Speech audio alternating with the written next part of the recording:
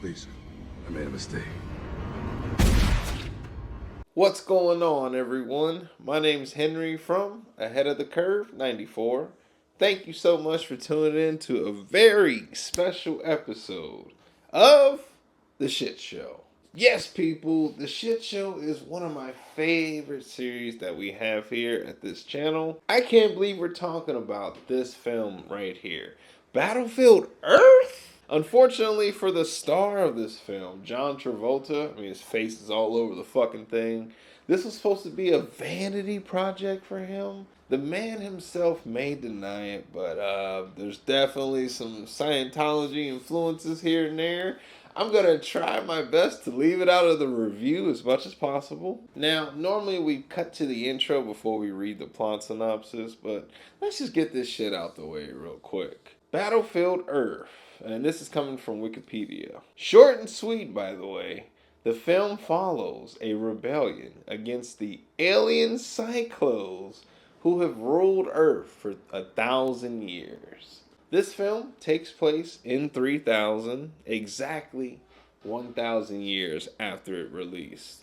Almost in a prophetic way, you know? It feels like John Travolta's trying to tell us something, you know? Maybe it's just me. Now, I wasn't kidding earlier when I said this film had a horrible reputation, okay? I've never seen this film in its entirety. Here and there, I've seen clips and pieces online, whatever. But for the most part, this is almost an entirely fresh film for me. Today, for this review, I went through some shit, people. What I went through was I was expecting the worst film ever. I was expecting something on the levels of this film that I'm holding up right now, Alone in the Dark. That review should already be up. Let's put a thumbnail up right now. Yes, people, before we cut to that intro, I still have a few more things to say. So, the alien race Psychlos? I mean, are you kidding me? Really? Okay, you're gonna use the name Psychlos to push your propaganda? Alright. Who the fuck told him to adopt a slight English accent? And he's slipping in and out of it at times too. Like, you stop it. Why is the film littered with goddamn Dutch angles? I have no idea. Why is the editor drunk as fuck behind the wheel? I also don't know. This shit looks like it tried to be Mad Max meets the Planet of the Apes, and it failed at both. Another question I have. Where are the goddamn future salons that these people have? Everyone's got just flowing, beautiful hair, or locks, if you will. It's either that or shaggy mop, okay? There's no in between. Specifically, the main character played by Barry Pepper, a character named Johnny Goodboy Tyler. I'm not making this up, people. That is the character's name, okay? He has a wife whose name is eluding me at this very moment. I'm sure it'll come to me at some point. 2,000 years later. Chrissy! Okay. Yes, people, 1,000 years in the future, names such as Tyler and Chrissy have lived on. I don't like this. Chrissy, wake up! Okay, people, I think we got the general gist. Let's start the goddamn show. Play the goddamn intro. Finally.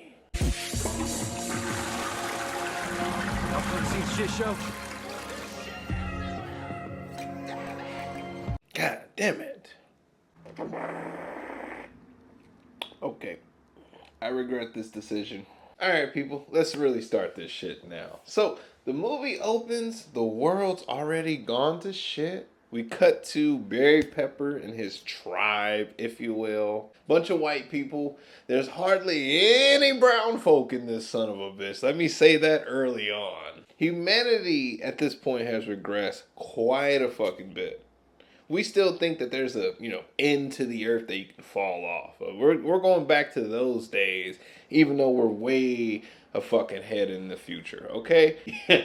Battlefield Earth might be a warning of sorts. You don't know. God damn it. Tell me in 1,000 years. I might be wrong. Who the fuck cares? For the times he lives in, as a human in the year 3000, he's a somewhat smart individual, okay? He's no Einstein or anything like that. He's not, calculating the distance between the stars, no shit like that. He refuses to believe when everyone says, hey, there's nothing out here for us. We need to stay here, protect our own. They just want to build on what they have. I get it. Johnny, though, he's just like, okay, there's got to be more out there. The entire tribe must not be put in danger because of the defiance of one person. You must forget about it. He was a wild spirit, and this was always to be his fate. You talk as if he's already dead. So he leaves. 5 minutes into this little odyssey, this fucker gets kidnapped. Yes, people, he goes out to prove that the stories of the demons aren't true. That there's just other tribes out there, people that are wanting to communicate and build trades and shit, whatever. But no, he's wrong. He gets his ass captured, and it's by a bunch of scavengers. Specifically, one's played by this person, Kim Coates. The character's name is Carlo, if I'm not mistaken.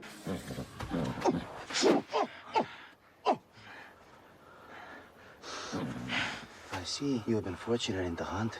I hope you thank the gods. You assume they're gonna probably eat him while he's alive or some shit, sell his body for parts. But no, these are actually decent people. Carlo and his people, I guess they live in this rundown ass former mall.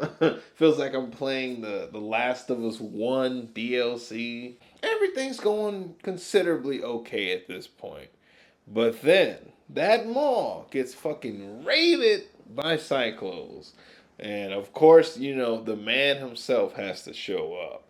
John Travolta. Insert this character name, Turl. Never forget that name, goddamn. It's gonna be all over this video. After watching this movie, and when I think of this character, I think Predator meets Hitler. People, I laughed my motherfucking ass off though, okay? When they raid the mall, one of the scavengers, his name was Rock, if I'm not mistaken, his big ass is trying to run and do shit that Johnny can do, like jump and climb. Like, nigga, no, you can't be doing all that. Sorry, people, I'm laughing at my own shit here. His big ass watches Johnny jump down, decides he could do it too, falls and breaks both his goddamn ankles. The fuck did you think was gonna happen, man? Come on. But now, Barry Pepper's character, Johnny, Carlo, the rest of the scavengers, they're all prisoner now. They get taken to the Psychlo's camp, where there's a shitload of humans here. And still only like maybe 2 brown folk. I guess they took us out first, so whatever, I don't fucking know. Now, I've been ragging on this film quite a bit already, okay?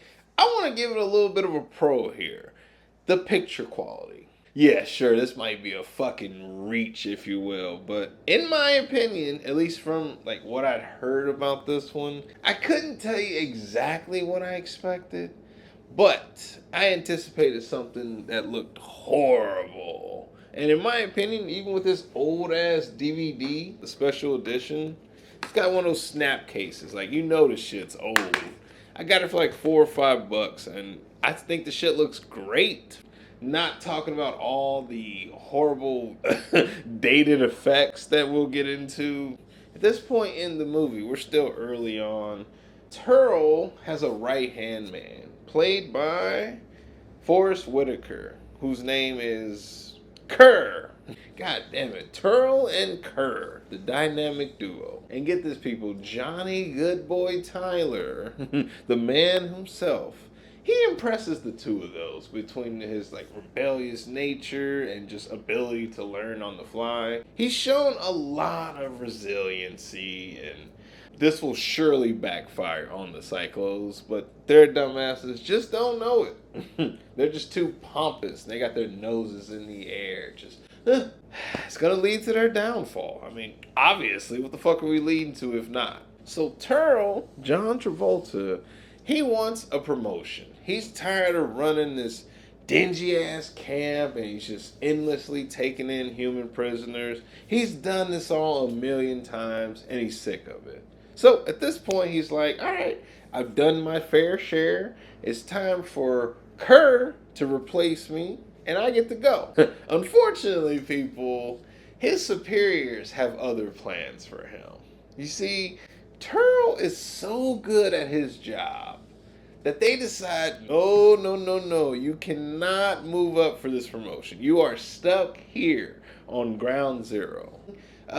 For example, imagine you flip burgers for a living, okay? Pick whatever profession. In this example, you flip burgers. I'm assuming you're the type of person, yeah, I can get my hands dirty. I'll start off on ground floor and work my way up. Imagine getting told by corporate, oh, no you don't. You are too valuable here. We cannot move you any further. You cannot grow as an individual within this company. Can you imagine that shit? Like, that's gotta sting. I ain't gonna hold you. Him and Tur end up drinking at the goddamn space bar. You get fucking loaded too. Yeah, motherfucker. Have all the drinks you want. Enjoy your little liquid castration, drown your sorrows. You get to relive everything all over tomorrow. So have at it. Shout out to Kelly Preston, who rest in peace, by the way. Before her death, her and John Travolta were married, so it's nice little, husband, wife, teaming up for a quick second. Don't get used to it. It's just a quick little cameo. She's a little freaky. I ain't gonna lie to you folks. I can get down with that. About 26 minutes in, yes, we are still that early into what is almost a 2-hour film. About 26 minutes in, we get a glimpse of planet Psychlo.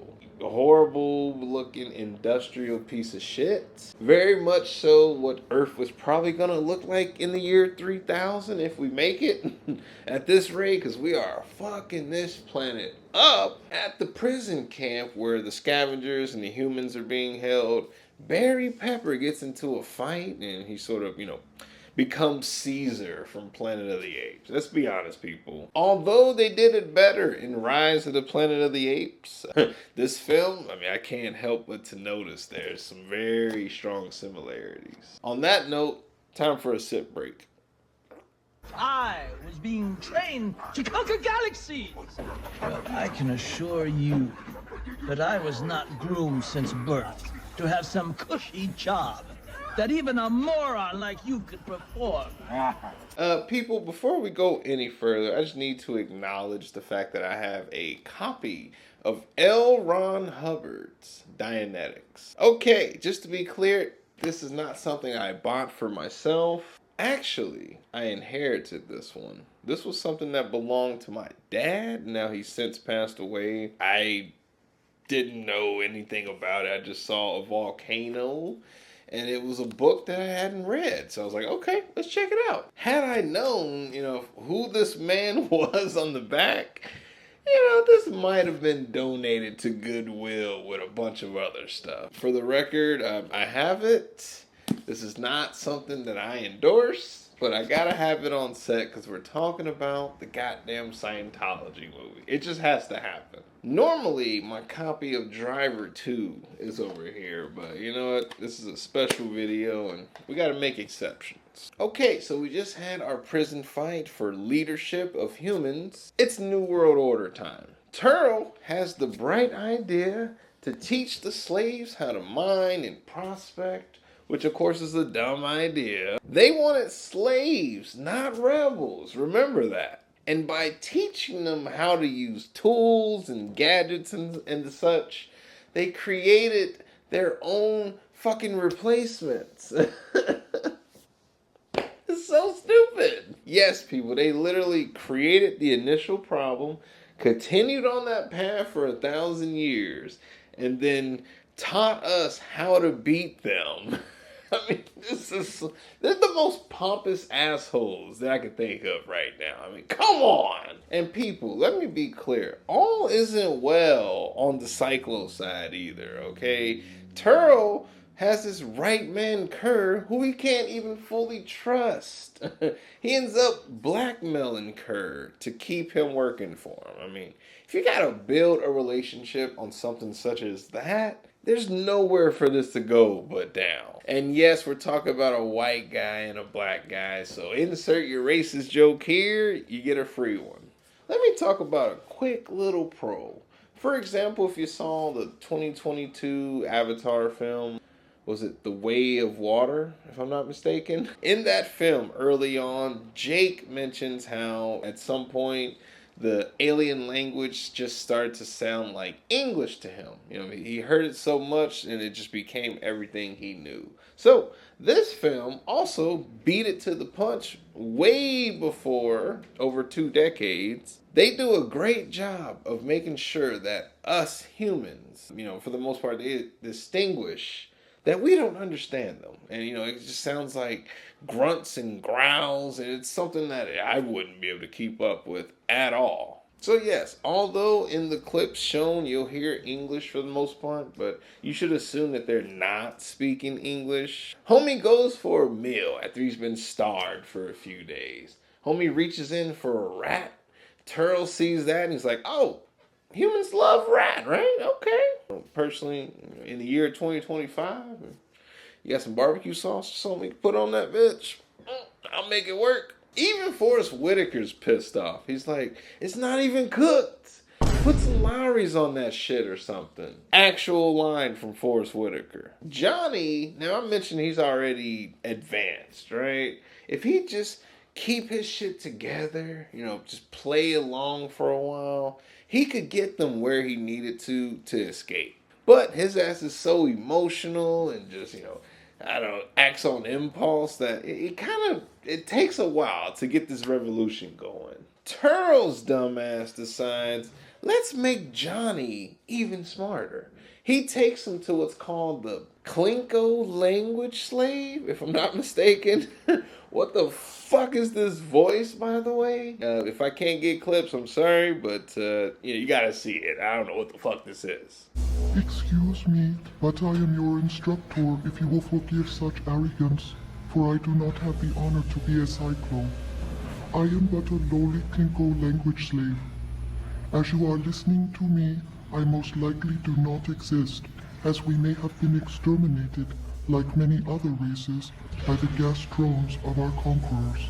But consider this guy to be like when in The Matrix 1, when Tank, the operator, downloads, you know, into Neo's brain how to fight and how to shoot, handle himself in other ways.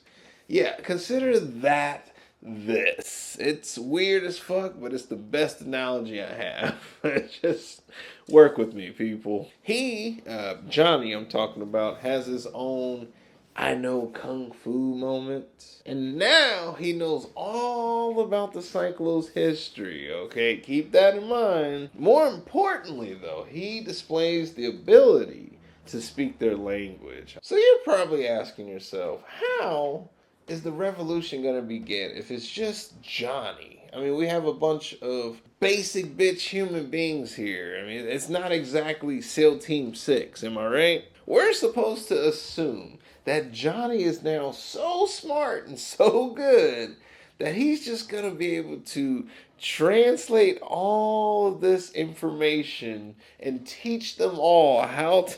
I'm sorry, I can't even say it with a straight face. He's going to teach them all how to be smart. He's going to teach them complex things like math and science, interstellar space travel. Just like, what, dude? Oh my goodness. This is hilarious to me. I'm still having such a great time reviewing this shit. 53 minutes in, Johnny's horse returns home to the tribe without Johnny. At this point, Chrissy, the wife, is like, okay, Well, it's time for me to set off and find his ass. Now, I didn't mention it earlier, but one of the tribesmen, if I'm not mistaken, it might be the leader of the tribe, whatever. It's one of the elder clansmen. I feel really uncomfortable using the word clansman. He immediately is trying to get that ass, okay? I mean, yeah, Chrissy is fine, especially for the year 3000 when we're cavemen. Chrissy stands out. At one point, he's like, Johnny's gone. It's not too late for you to have another husband. And he's like, I'm free this Saturday. I gotta ask you, though, who the fuck is doing her eyebrows in the year 3000? Because they got those bitches on point. Now, we'll continue her story later on, but for now, she heads off to find Johnny. Let's cut to him. Immediately, holy shit! The White House in the year 2025.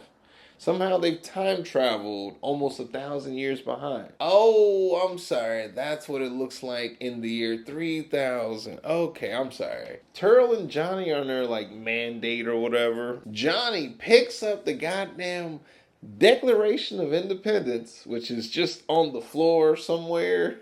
How's it have survived 1,000 years while not under a real roof at all? That's beyond me. Whatever. He picks it up and it's just, so symbolic. He's a proud American. Doesn't even know it yet. Everything you humans knew is here. And you can look at anything you want.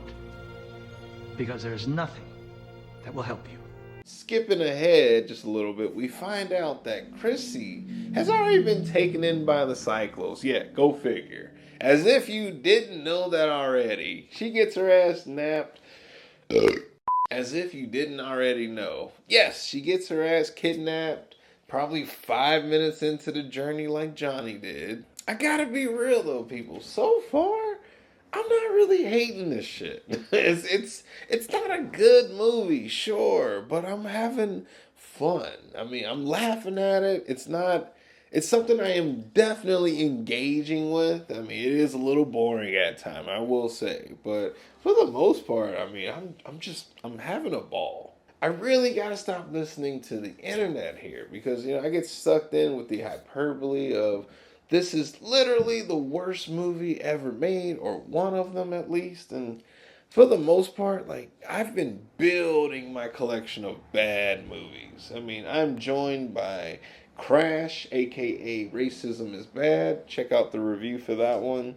Alone in the Dark, that's also been posted.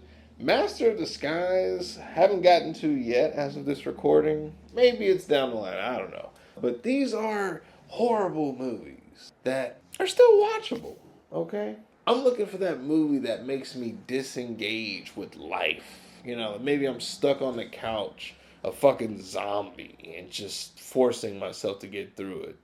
I'm looking for that movie, and so far, haven't found it. So once again, Turl hasn't learned any fucking lessons at all in this film. He continues to teach Johnny new shit, like how to fly planes and jets and all that shit. Okay, so I laughed my ass off at how horrible these effects are, but once again, this came out in 2000, so technically this is like a 90s film, okay? It's got 90s effects. It's not on the levels of Lawnmower Man, but it's not much better.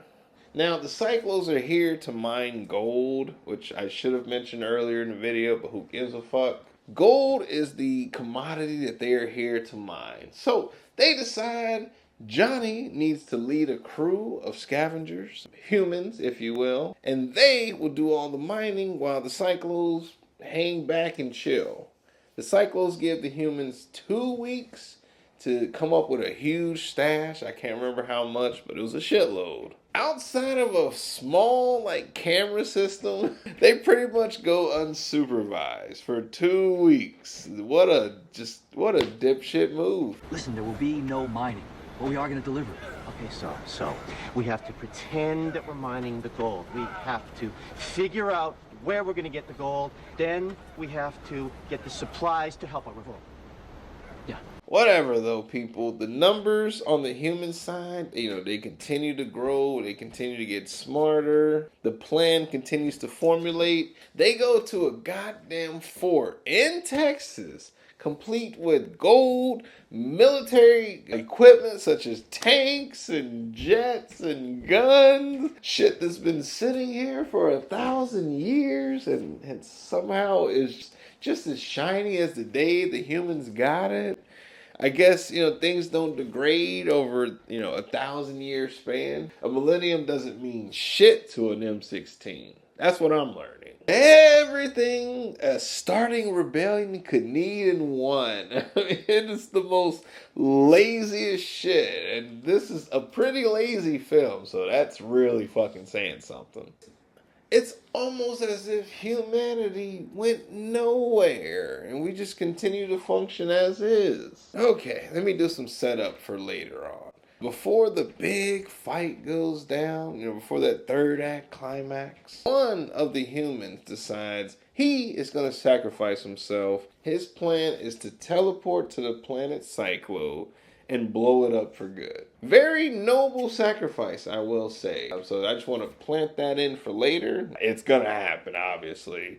Spoiler alert. But before we can get to the revolution, Johnny decides we need to recruit someone from the inside of the Psychlos. Who's the weakest link? Besides Turl. Who else is the weakest link? Kerr. Bring your black ass over here. Come on now. Kurt does decide to turn on Turl, though. I mean, we saw this shit coming. This alliance was fragile from the get-go. I laughed once again, people. John Travolta's acting, man, it's hard to take seriously. But he ends up getting pissed at Kerr, shoots his fucking hand off, and then they just continue their conversation. But hey, people, it's time for the big fight.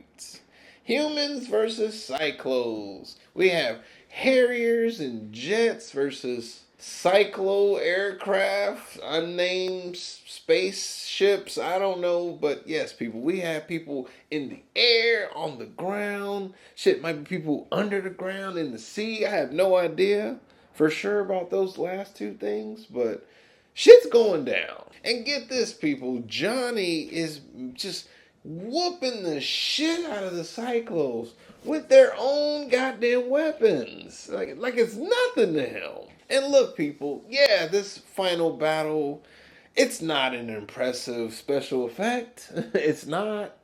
This isn't Top Gun Maverick, okay? These Harrier jets, those are probably just toys. They didn't put them on real jets and really fly out to space and shit. You can tell. Yes, not amazing, but I'm still not hating it. I mean, this is still considerably effective, at least for the time. Whew, people, we're almost at the end here, okay? So, we got this huge fight, this battle going on in every which direction. The plans that the humans come up with, they are inside of a dome where within this dome is this toxic air that only the Psychlos can breathe, which is why you might see images or clips where the humans have the thing on their nose that helps them breathe. So the plan is to destroy the glass dome, which will either destroy the Psychlos or force them to retreat. That's the plan. I'm wondering, why the fuck is the plan to do that while under the motherfucker? I mean, we are still under the goddamn dome. I mean, can we leave it and then destroy it? It's kind of risky to do it while it's on top of us, right? Whatever, though. The revolution is a success, okay? We destroyed the dome. Homie who's willing to sacrifice himself gets teleported over, does the thing.